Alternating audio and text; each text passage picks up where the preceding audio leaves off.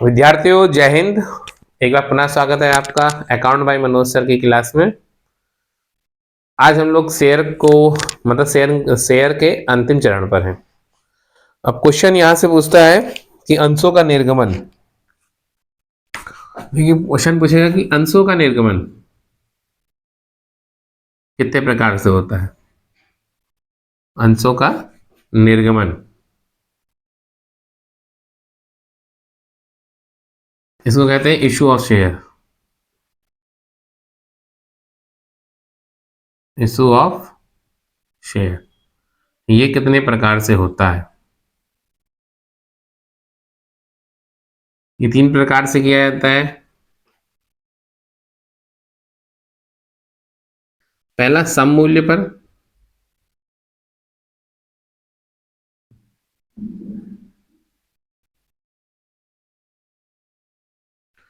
दूसरा प्रीमियम पर,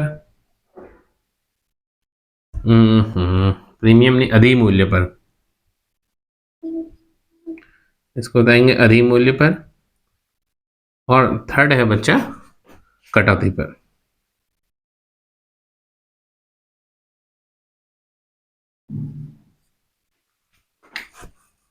देखो अंशों का निर्गमन 3 प्रकार से होता है। पहला सम मूल्य पर, दूसरा अधिमूल्य पर, तीसरा कटौती पर। देखो सम मूल्य पर, पहले सम मूल्य पर की बात करेंगे। सम मूल्य पर क्या होता है। अगर देखो सम मूल्य से आशय क्या है, सम मूल्य से निर्गमन से आशय यदि किसी अंश का निर्गमन अंकित मूल्य पर ही किया जाता है। अंश का निर्गमन अंकित मूल्य पर किया जाता है, अंकित मूल्य पर किया जाता है, पर होता है इस देखो यदि किसी अंश का निर्गमन अंकित मूल्य पर होता है तो उसे सम मूल्य पर निर्गमन कहते हैं। जैसे अंश को हम शेयर लिखते हैं, ठीक है। शेयर का रेट, शेयर 10 रुपए का अंकित मूल्य, उसका कितने रुपए का है, 10 रुपए का। और इसको इशू कितने रुपए में किया जा रहा है, इसका निर्गमन कितने में किया है, 10 में किया जा रहा है। तो इसको क्या कहेंगे, इसे कहेंगे अंशों का सम मूल्य पर निर्गमन। और अधिमूल्य, इसको इंग्लिश में कहते हैं प्रीमियम।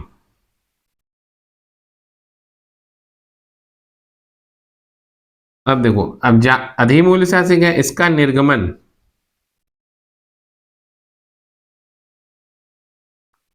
जहां पर शेयर का अंश का निर्गमन, अंश निर्गमन किससे अधिक होता है, अंकित मूल्य से अधिक होता है।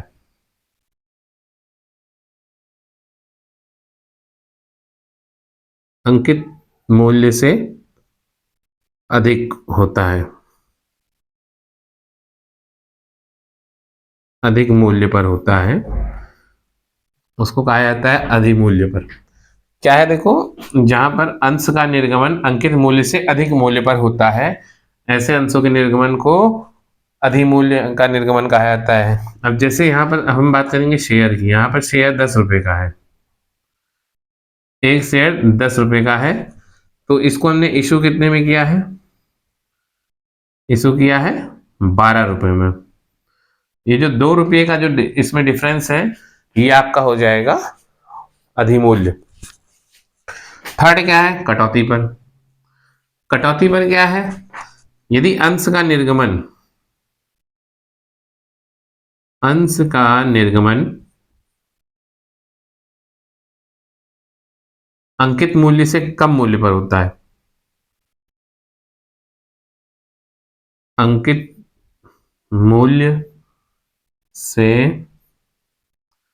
कम मूल्य पर होता है, कम मूल्य पर होता है, तो उसको कहते हैं कटौती पर निर्गमन। तो इसके लिए एक उदाहरण ये देखो, अगर शेयर का रेट कितना है, शेयर आपका 10 रुपए का है और उसका निर्गमन 9 रुपए में किया जा रहा है, तो ये 1 रुपए की जो कटौती है वो है कटौती पे निर्गमन। लेकिन सन 2013 कंपनी अधिनियम के बाद कटौती पे निर्गमन रोक दिया गया है। इस समय प्रेजेंट टाइम सिर्फ 2 प्रकार से निर्गमन किया जा रहा है, सम मूल्य पर और अधिमूल्य पर। अगर क्वेश्चन आपके पास आता है अंशों का निर्गमन कितने प्रकार से होता है, तो आप आंसर देंगे अंशों का निर्गमन 3 प्रकार से होता है, सम मूल्य पर, अधिमूल्य पर, और थर्ड है आपका कटौती पर। देखो ये देखो 2 नंबर में कैसे उठा सकता है, सम मूल्य पर निर्गमन से क्या आशय है, अंशों का निर्गमन अधिमूल्य से क्या आशय है, और कटौती पर निर्गमन से क्या आशय है। अधिमूल्य पर निर्गमन से क्या आशय है, सम मूल्य पर निर्गमन से क्या आशय है, और कटौती पर निर्गमन से क्या आशय है, ये सारे क्वेश्चन उठा सकता है। अब और इसको आप लोग स्क्रीनशॉट ले लेना या लिख लेना, इसे मैं भी रफ करता हूं। ये तो हमारा हो गया अंशों का निर्गमन, इशू ऑफ शेयर। अब 2 चीज और है, सब्सक्रिप्शन जिसे कहा जाता है। हाँ 2 क्वेश्चन, ये एक क्वेश्चन और भी पूछा जाता है, याचना है या अदत्त याचना। एक पूछा जाता है अदत्त याचना। अदत्त याचना आपका 2 नंबर में पूछ लिया जाता है, इसको कहते हैं call in arrears, ARREARS, call in arrears. और कॉल इन एरियर्स क्या होती है, पहली बात तो हम ये करेंगे। कॉल इन एरियर्स ये होता है जब कोई अंशधारी, क्या है अंशधारी, किसी अंश का जो पैसा है नहीं दे पाता है, जब अंशधारी अंशों का या अंश का, जब अंशधारी अंश का रुपया आवंटन या याचना पर नहीं दे पाता देता है, अंश का रुपया आवंटन या याचना पर नहीं देता है, अंश का रुपया आवंटन या याचना पर नहीं देता है,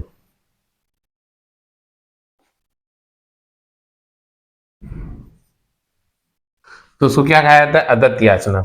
जब कोई अंशधारी अंश का रुपया आवंटन या याचना की राशि पर नहीं देता है, तो उसको क्या कहते हैं, अदत्त याचना। अब सेकंड क्या है, देखो क्या अंशधारी अंश का रुपया आवंटन या याचना पर नहीं देता है, उससे क्या कहते हैं, अदत्त याचना। इसको मैं रफ करता हूं, तो इसी से मिलता जुलता है अग्रिम याचना। पूछा है अग्रिम याचना, पूछ लेगा आपसे 2 नंबर में पूछता है, 3 नंबर में पूछता है अग्रिम याचना। अग्रिम याचना को कहते हैं कॉल इन एडवांस।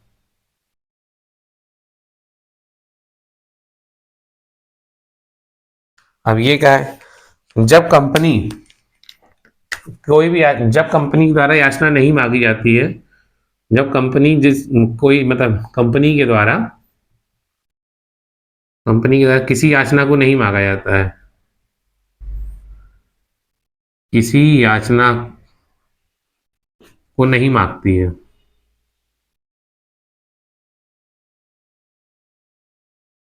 जब कंपनी किसी याचना को नहीं मांगती है और अंशधारी के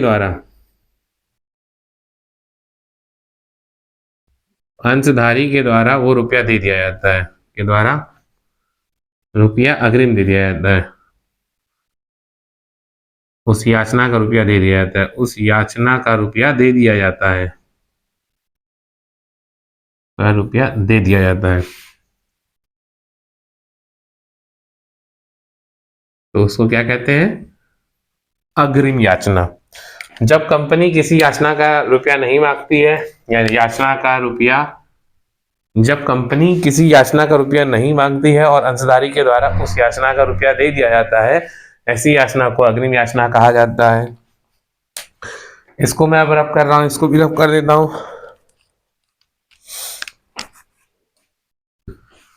अब एक क्वेश्चन, 2 क्वेश्चन और बचे जो पूछे जाते हैं 3 नंबर पर, कभी कभी 6 नंबर पर पूछ लिए जाते हैं। ये क्या होता है, अल्प अभिधान और अधि अभिधान। पूछता है अल्प अभिधान क्या है, अल्प अभिधान क्या है,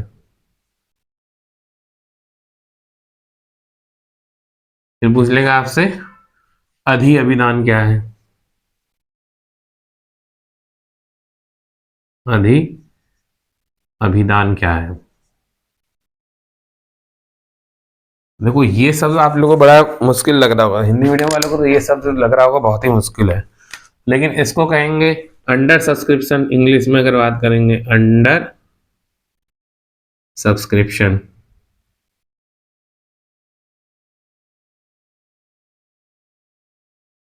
इसको कहेंगे over subscription. Over subscription, TION। देखो अल्प अभिधान से क्या आशय है? जब कंपनी के द्वारा जितने अंशों का निर्गमन किया जाता है, यदि कंपनी के द्वारा जितने अंशों का निर्गमन किया जाता है, जितने अंशों का निर्गमन किया जाता है, अंशों का निर्गमन किया जाता है, कंपनी के द्वारा जितने अंशों का निर्गमन किया जाता है, और यदि इन अंशों से कम जनता ने क्रय किए हैं तो इनको क्या कहा जाएगा? अल्प अभिधान। और जनता के द्वारा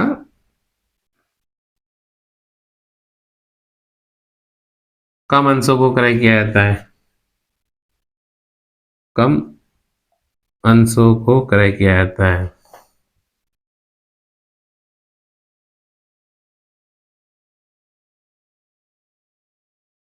इसको क्या कहेंगे? अल्प अभिधान।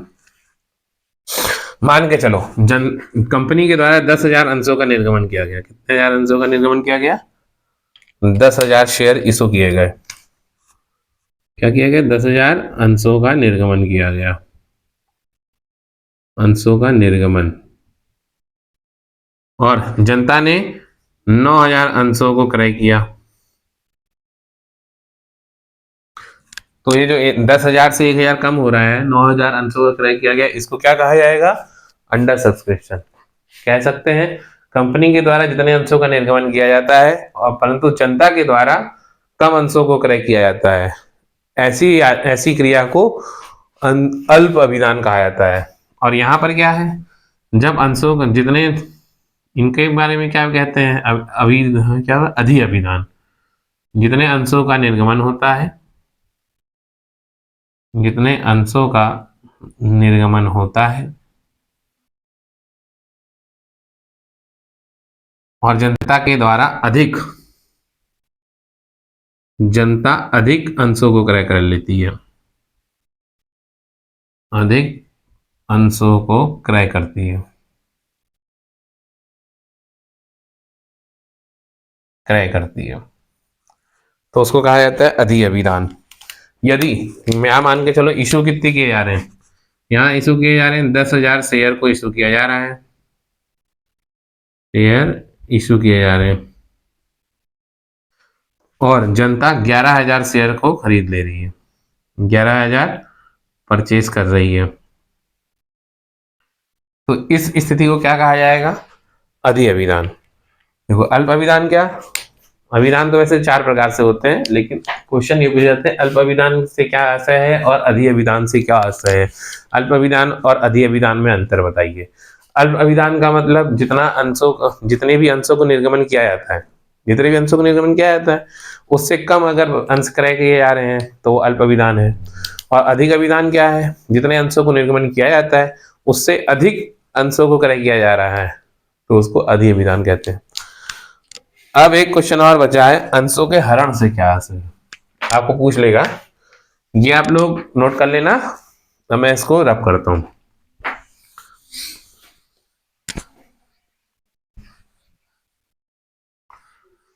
अब देखो पूछ लेगा अंशों के हरण से क्या आशय है। हरण, सीता हरण। हरण का मतलब क्या होता है? अंशों के हरण।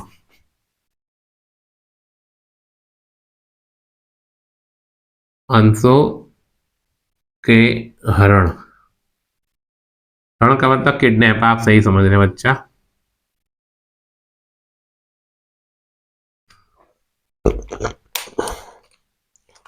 देखो जब कोई अंशधारी, क्या है इसके बारे में क्या बताया जा रहा है? अंशधारी अंश का मूल्य नहीं चुका पाता है, अंश का मूल्य, अंश का मूल्य किसमें, आवंटन में या याचना पर, आवंटन या याचना पर, याचना की राशि नहीं चुका पाता है, आवंटन की राशि व याचना की राशि नहीं चुका पाता है, नहीं देता है, तो कंपनी के द्वारा इन अंशों का हरण कर लिया जाता है। तो क्या कंपनी के द्वारा, कंपनी इन अंशों को जब्त कर लेती है, इन अंशों को जब्त कर लेती है।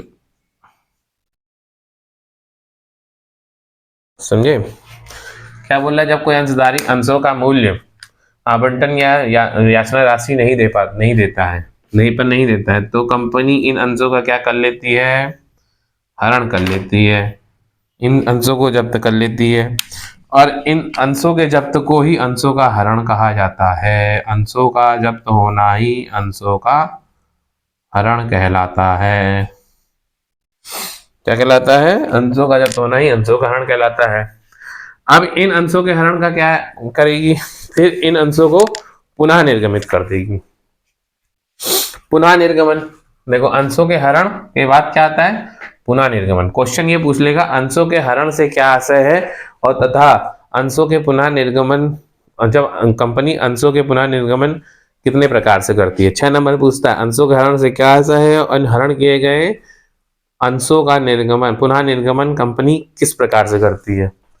कोई दिक्कत की बात नहीं है, जितने का हरण कर लिया गया है, ये हरण का बता दिया है। अब मैं आपको बताता हूं कंपनी इन अंशों का पुनः निर्गमन जो करती है वो कैसे करती है। ये तो और सरल है, अंशों का पुनः निर्गमन, अंशों का पुनः निर्गमन।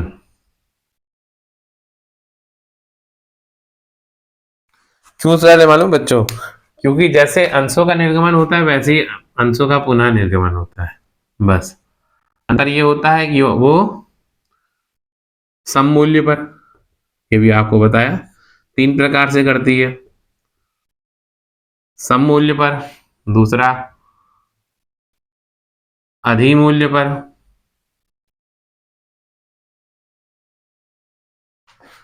तीसरा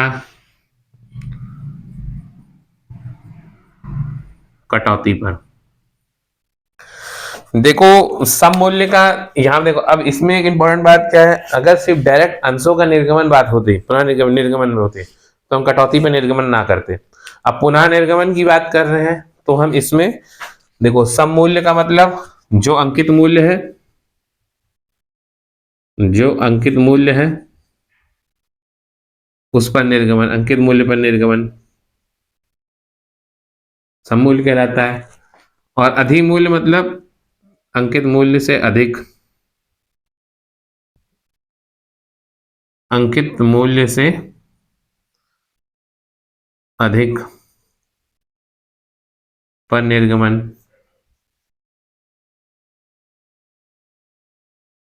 कटौती पर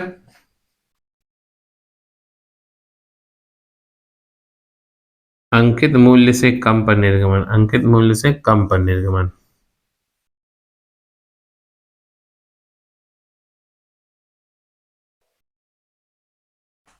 ठीक है, देखो पुनः अंशों का पुनः निर्गमन वो कटौती पे कर रही है, कंपनी जो है अंशों का पुनः निर्गमन कटौती पे करेगी, और निर्गमन की बात करेंगे तो कटौती पे नहीं करेगी। ठीक है, तो यहां पर हमारा जो शेयर है, जो कंपनी है, कंपनी में शेयर की जो हमारा टॉपिक है उसकी थ्योरी पूरी खत्म हो गई। मतलब हम ये कह सकते हैं शेयर की टॉपिक जो है, शेयर की जो थ्योरी है वो पूरी यहाँ पे खत्म हो चुकी है। अब नेक्स्ट हम पढ़ेंगे साझेदारी, हम पढ़ेंगे साझेदारी की थ्योरी।